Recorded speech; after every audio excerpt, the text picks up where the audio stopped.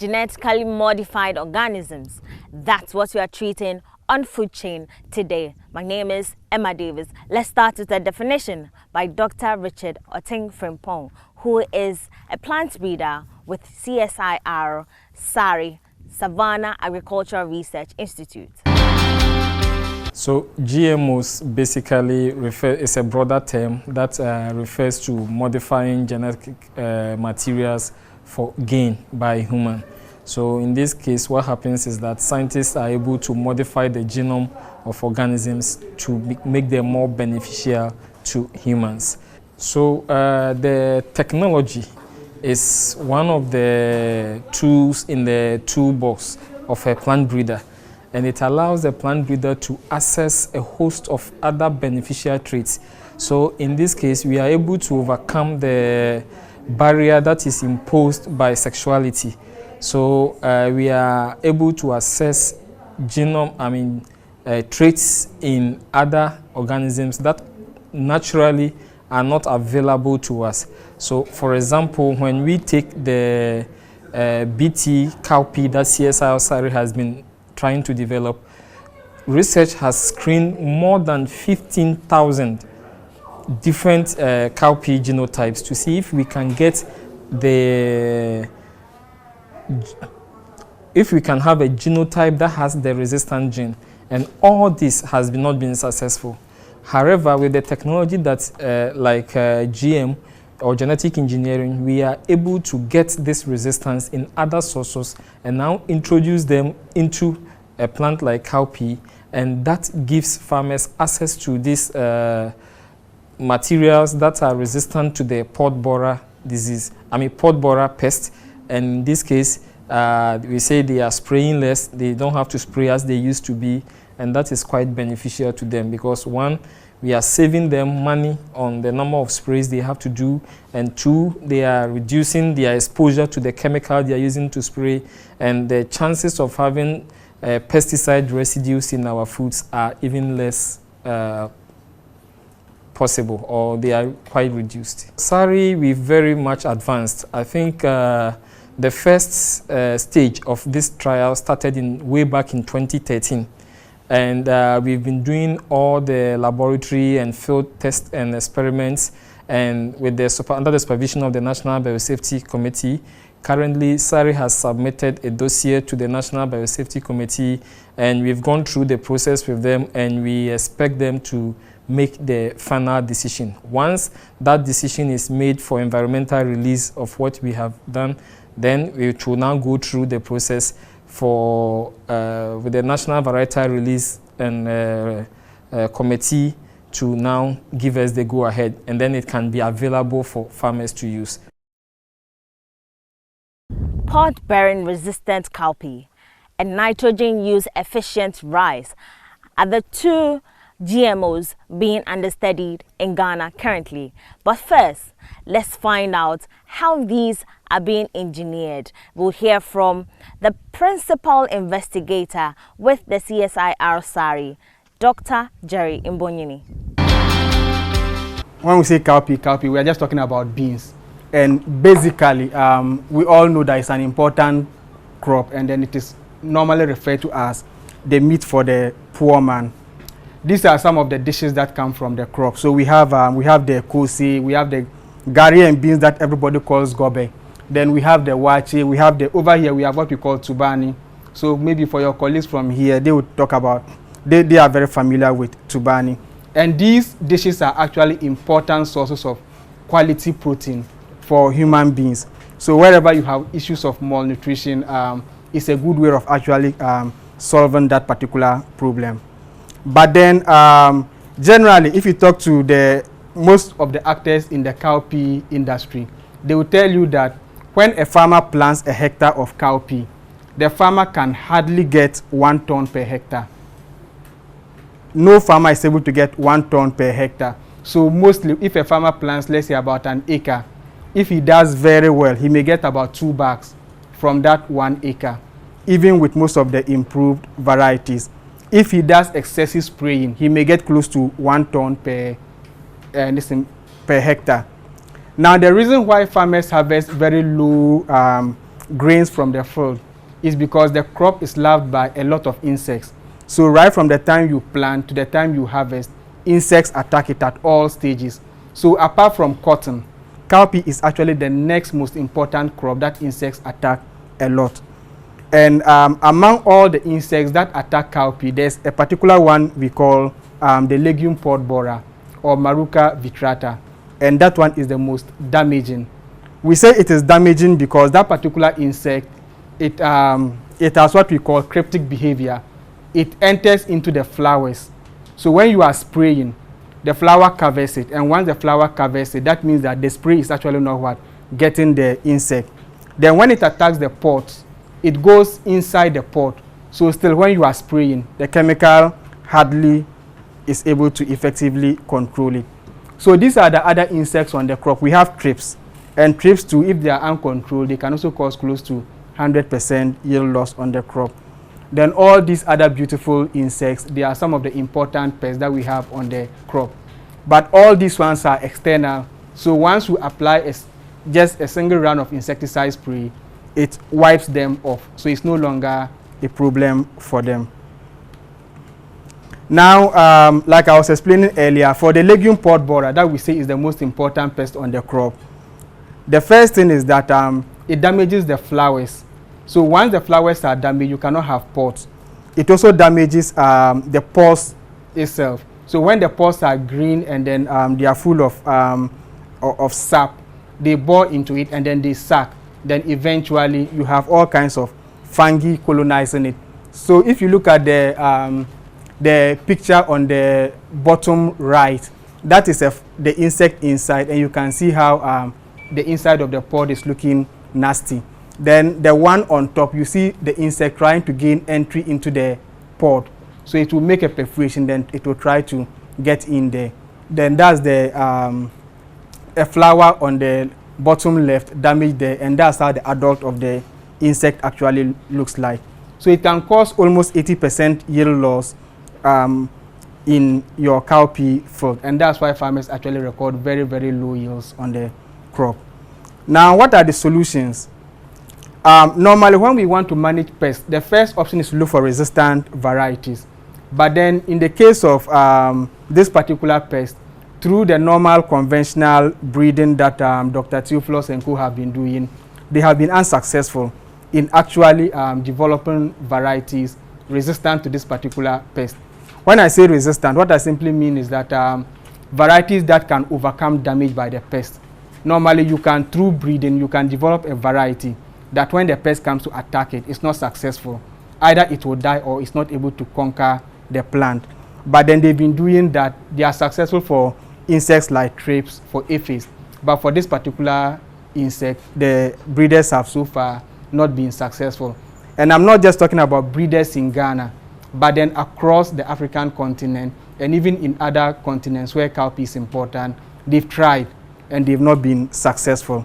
So farmers rely on insecticides, and generally a farmer can spray at least 8 times in the course of the season just to control the pest. So if you talk of 8 times for a crop that stays on the field for just 2 months, that means that almost every week the farmer is spraying. That is a lot of cost to them. And even after all those sprays, they don't get any better yields from it.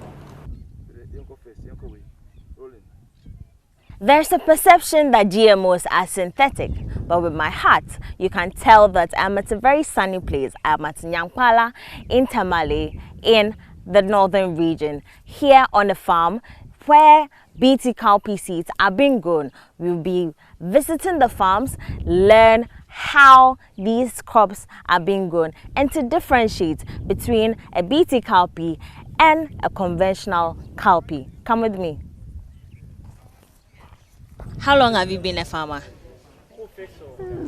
Almost 25 years now. 25 years. Yes. What have you been growing all these years? I've been growing cowpea, maize, and then pepper. Pepper. Yes, cowpea, maize, pepper. Okay. Yeah. So right now on your farm, what's when I go to your farm, what's there? Cowpea is there, maize is there. All of them. And then pepper is there. Yes. Okay. So have you heard of genetically modified organism, GMO. Have you heard of GMOs before? Yes. Okay. What do you think about it? The first time you heard about GMO, what was your thought? Yeah, I heard it from Sari. That is, they were organizing farmers to come and see their trials here.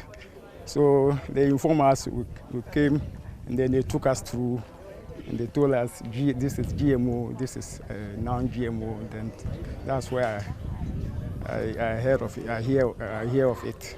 So when you first heard of it, how did you think? What was your thought about it? How did you feel about it?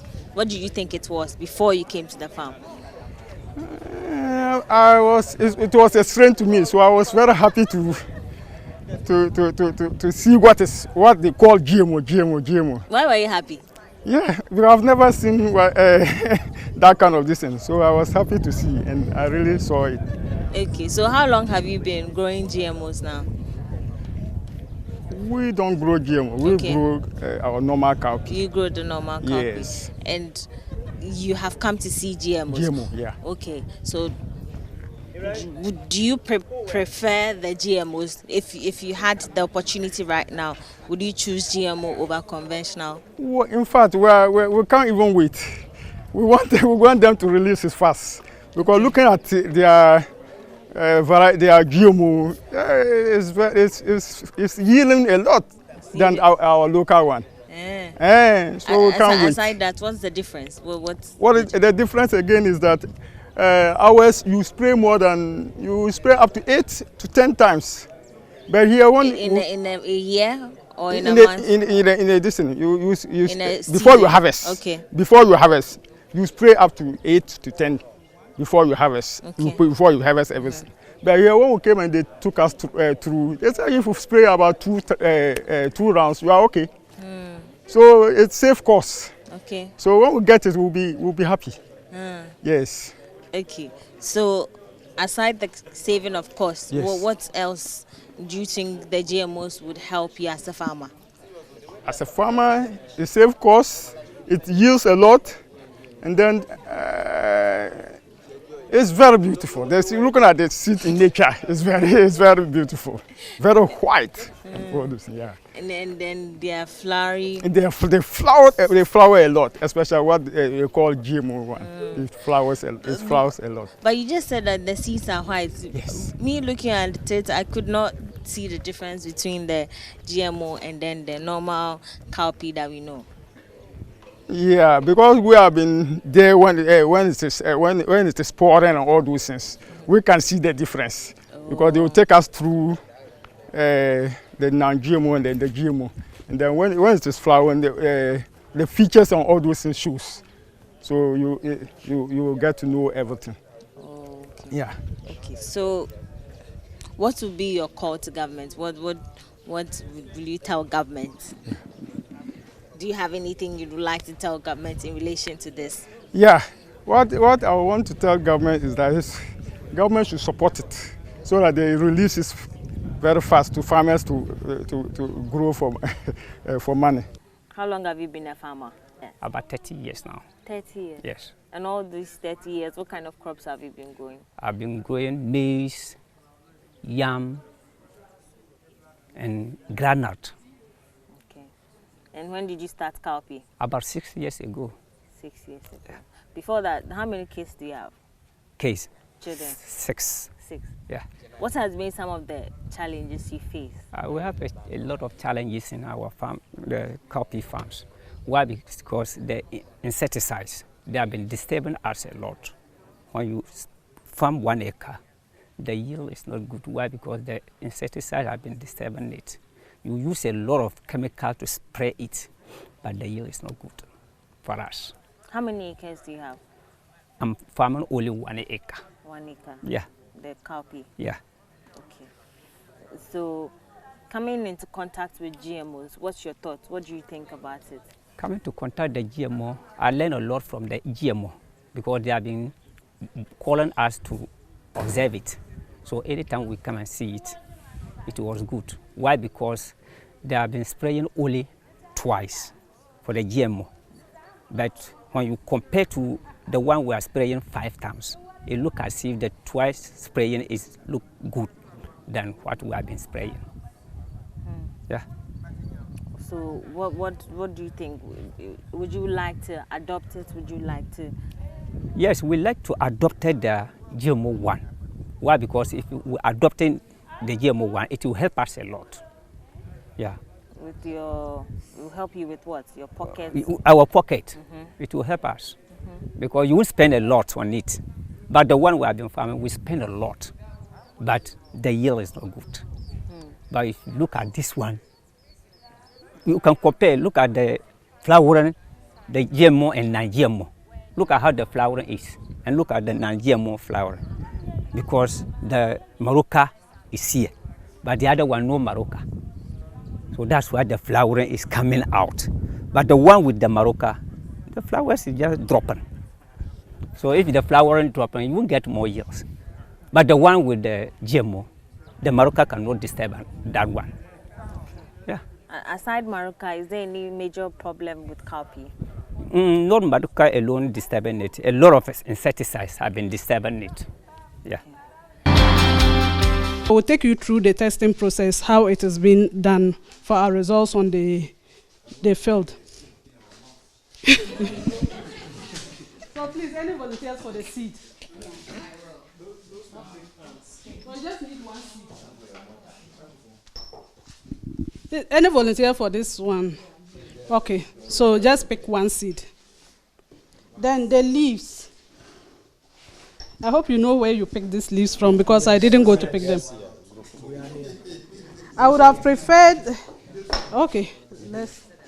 I've been holding this for long. Yes. So we grind it. We grind the leaf a bit and add. Please, this is not Voltico.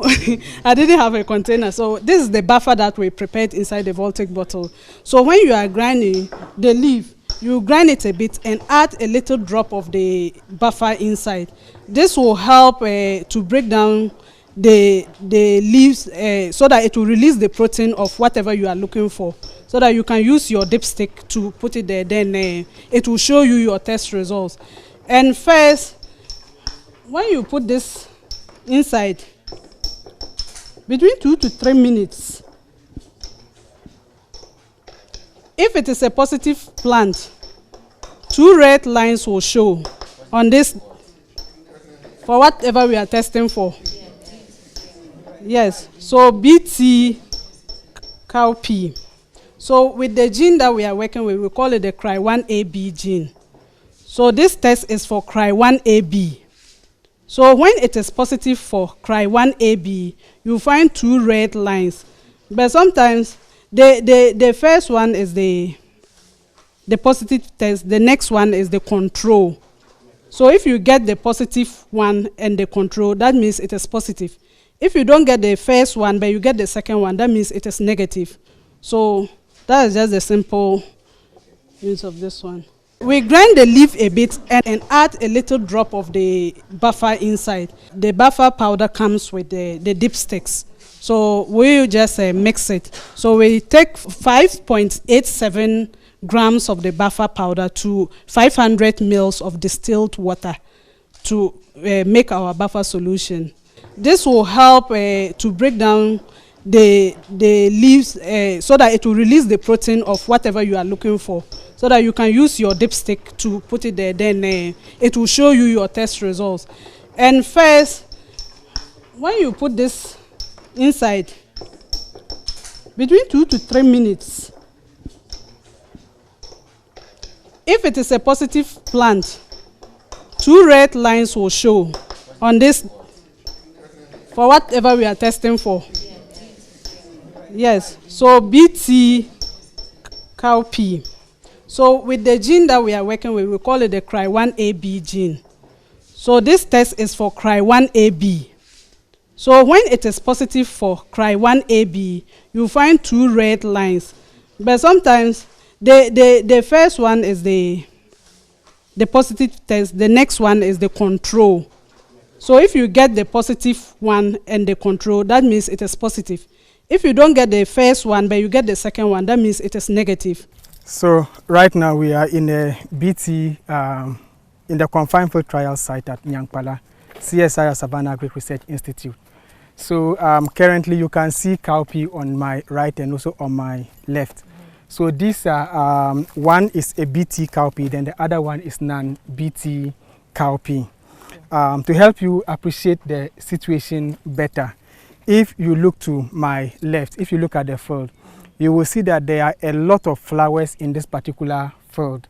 Yeah, you are seeing a lot of flowers because this is actually a BT cowpea variety. But then to my right, what you are seeing there is actually a non-BT cowpea material. So when you observe closely at that particular field, you will realize that there are actually very few flowers. And that just goes to buttress the point that we have been making that maruca is a very destructive pest that actually destroys most of the flowers of cowpea crops. And then when the pores will come, they destroy the pores. So this particular field is at the flowering stage. And because of the BT one to my left, having the BT gene in it, you have more flowers because maruca is not able to destroy it. But then to my right, which is the conventional one, because the gene is not in there, you realize that most of the flowers have dropped. And once the flowers have dropped, you shouldn't expect any better yield from the field on my right compared to the one on my left. Yeah. Okay, so I can see a lot of insects. Yeah.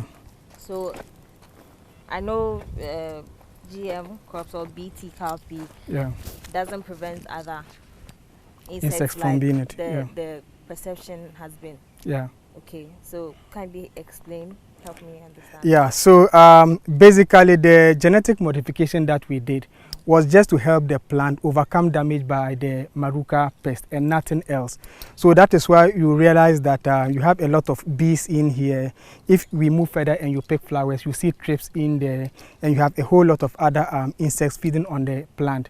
That just shows that apart from the BT affecting the maruca, it's actually not having any effect on any biodiversity as far as the field is concerned. And when you look on the right too, you see the same numbers of the same insects flying there, just showing that the numbers to the right are almost the same as the numbers to the left, showing that the genetic modification actually has no effect whatsoever on other non-target organisms such as bees. People have been worried because of past records of pesticides or such things having effect on bees in particular because of their important role in pollination. But as you can see, they are roaming all over. They have not been affected by the modification in any way. Anything else we need to know about GMOs while on this field? Yes, so what I would say is that there has been a long-held misconception that GMOs are actually something else other than what they actually are. So as you can see, the architecture of the plants on the right are not different from what we have on the left. They are basically the same. You realize that even when they yield, everything is supposed to, the behavior, everything is supposed to be the same. So GMOs are actually the same as the conventional varieties. They are safe products for us to use. And the good thing is that with where the world is going and looking at us trying to meet SDGs as far as food security is concerned, we have to move very fast to be able to produce enough.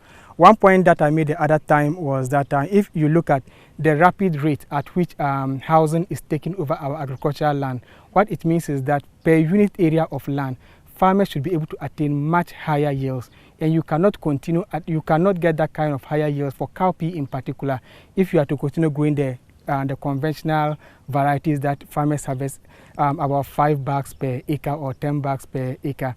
They must look for varieties such as the GM or the BT ones that are able to give them about 20 bags per hectare, and that is what we are actually increasing the quantities that are produced so that everyone can have sufficient quantities to feed their families and then to reduce hunger in our societies.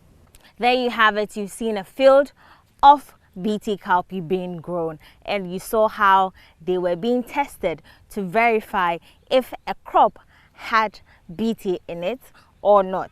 You saw the whole process, and now we go to the seminar to learn about the future of GMOs in Ghana. So the future of GMOs in Ghana, he was doing some statistics and I love that. So because for us as science people, we always want to look at the trend. If it is not good, we'll tell you that we are likely to end here or there. So in the 90s when they started this thing, now we can count of about 60-fold. It tells you that people are getting into it. For what reason? It solves several issues that we call the human benefit. If it is the income that you need, you are getting it. If in your area they are looking for the best farmer, it's about acreages. It means that you are also doing some expansion. You are putting the land to good use. If it is about the nutrition issue that you want to solve, it means you are doing. So it means that adoption, I should have shown you a graph, adoption of the GM is even higher than the conventional one. And it means that it is doing something good for us. So when we did the work, we were trying to look at the benefits of the crops to producers and consumers. So here I will look at just the cowpea. Forgive me if you don't like figures. We have people, in the research, we categorize the people into two. People who are so optimistic, they want to see the crop and they want to accept it. And then we have those who are pessimists. They are like behaving like Ghana. We are taking, the reason why we have taken our time, that some people have jumped some processes in some countries. But here we want to make sure that we follow the rules like the GM police was telling us. For the pessimists, the benefit cost ratio, you're looking at the benefits that are likely to accrue from the technology and the cost that is likely to go into the development of the technology. And we had 9.8. Here we use some statistics to say good or bad. If you look at it, it's good. Then we have IRR, that's internal rate of return. It is like you have the money, you can decide to put it at the bank and earn, what they call it, interest, okay? And then as well as taking it, that money and going to trade. At the end of the year, what will you get? So we realize that you have 42.6 if you use that money. And this is the benefit that will be accrued to each person per year. That's $0.69. Then the net benefit as a share of agricultural GDP will bring us there. Now, if you look at that of the optimistic ones, those who are sure that we want the technology, you see that the net benefit accruing to GDP from their calculation is 1.57. Then we have per capita, everybody would earn 4.65. Then our IRR is 82.3. So if you take the average, it means that it is good, and Ghanaians are looking forward for the technology. So I say that at an annual production value of 415 million, production value could increase by 230 million over a 6-year period. If we are doing it 6-year period, we are going to add 230. So if the production level today is 415, if we do it and follow the farm management practices very well, we'll add 230 million to it. Then Richard and Co will not suffer from the government deficiency. The world is evolving. We are not leaving out agriculture. Agriculture is also changing. Watching this episode of Food Chain, I leave it to you to be the judge of whether GMOs should be adopted in this country. My name is Emma Davies, all the way from Nyankpala at Tamale in the northern region.